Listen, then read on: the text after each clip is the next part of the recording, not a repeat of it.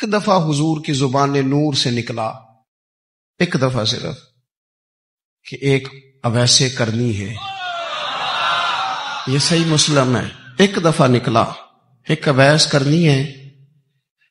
کرن کی شاخ ہے مراد، اس شاخ سے تعلق رکھتے ہیں، باپ کا نام عامر ہے، اویس بن عامر کہلاتے ہیں، برس کے نشان تھے۔ یہ دیکھو یہ ساری نشانیاں حضور نے بتائیں۔ کتنی جگہ آپ نے سنا ہے حضور نے دیکھا نہیں انہیں؟ او یارو کوئی ضروری تو نہیں نا کہ کوئی ظاہری طور پر ملے تو تب بھی پتہ چلتا ہے۔ محبوب کو پتہ ہے کون کہاں کہاں بیٹھ کے روتا ہے۔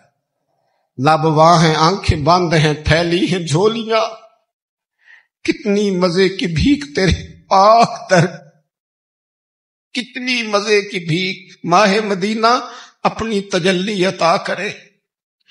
یہ ڈھلتی چاندنی تو پہر دو پہر کی، او دیکھو نا روزے دے دوالے نے غلاماں دیاں ٹولیاں، وہ ایک پہ سن دے کروڑاں دیاں بولیاں۔ ایک دفعہ حضور نے فرمایا عمر، ایک اویس بن عامر نام کا شخص ہے، کرن کا ہے، مراد ایک شاخ ہے قبیلے کی، اس سے تعلق رکھتا ہے، ماں کا بڑا فرما بردار ہے۔ یہ دیکھیں حضور غلاموں کی نشانیاں بتا رہے ہیں، غلاموں کی، بے خبر ہو جو غلاموں سے وہ آقا کیا ہے، اور بندہ مٹ جائے نہ آقا پہ تو وہ بندہ کیا ہے۔ فرمایا برس کے نشان ہے چہرے پہ، برس ہوا تھا وہ ٹھیک ہو گیا، درہم کے مطابق نشان ہوگا، ماں کا فرما بردار ہے۔ اور حضور نے فرمایا عمر، اس بندے کی شان اتنی ہے کہ وہ اگر اللہ کو کوئی قسم دے دے تو رب پوری کر دیتا ہے۔ فرمایا اگر عمر تیری ملاقات ہو گئی نا تو اسے اپنے لیے دعا کرا لینا۔ بس طے کر لیا حضرت عمر نے، جو بندہ بھی یمن سے آئے عمر پوچھیں اویس کو جانتے ہو، اویس کو جانتے ہو، جو بھی ملے نا حضرت عمر پوچھیں اویس کو جانتے ہو۔ ایک وقت وہ آ گیا کہ حضرت اویس خود ہی آ گئے، حضرت عمر کی ملاقات ہو گئی۔ اب ذرا دیکھنا نشانیاں بتا رہے، کہنے لگے آپ کا نام اویس بن عامر ہے، مراد کی شاخ سے ہیں، یہ چہرے پر نشان ہیں، ماں کے فرما بردار ہیں۔ کہاں؟ کہنے لگے اٹھاؤ پھر ہاتھ میرے لیے دعا کرو۔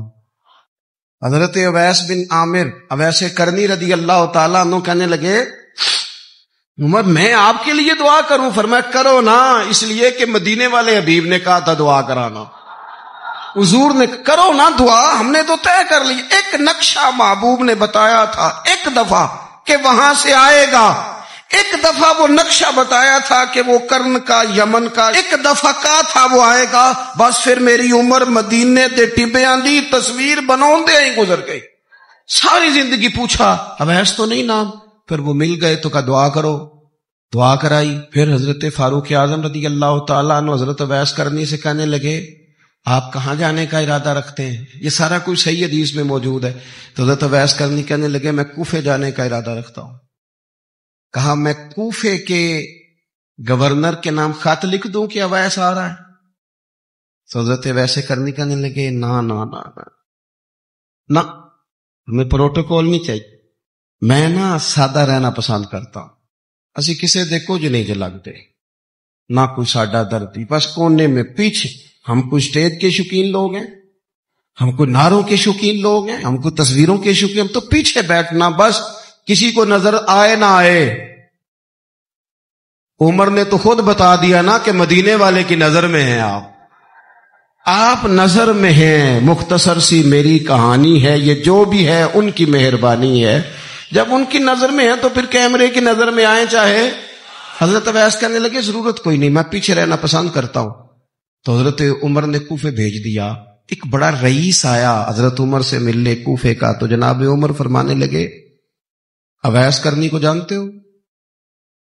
کہ حضور جانتا تو ہوں اویس بن عامر کو، جانتا تو ہوں حضرت اویس بن عامر کو، لیکن وہ تو پیچھے پیچھے رہتے ہیں، گھر بھی ان کا سادہ، حالات بھی زیادہ وسعت والے نہیں۔ حضرت عمر کہنے لگے تمہیں بندے کی شان کا نہیں پتا، وہ بندہ حج کرنے آیا ہوا تھا مکے، حضرت عمر سے ملے، کوفے کے رئیس تھے، تو حضرت عمر کہنے لگے واپس جانا تو اس سے دعا کرانا۔